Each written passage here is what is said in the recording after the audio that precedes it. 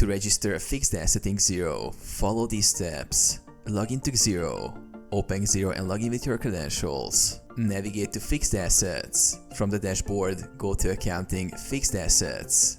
Add a new asset. In the Fixed Assets section, click on Add Asset to create a new asset. Enter asset details. Asset name. Enter the name of the fixed asset. Asset type. Select the appropriate asset type from the list. Purchase date. Enter the date the asset was acquired. Purchase price. Input the cost of the asset including taxes if applicable. Asset code. Assign a unique asset code for easier identification. Set depreciation settings. Depreciation method. Choose the depreciation method. Depreciation rate. Enter the depreciation rate for the asset. Useful life. Enter the asset's useful life in years or months. Save the asset. Review the information, then click Save to record a fixed asset in Xero.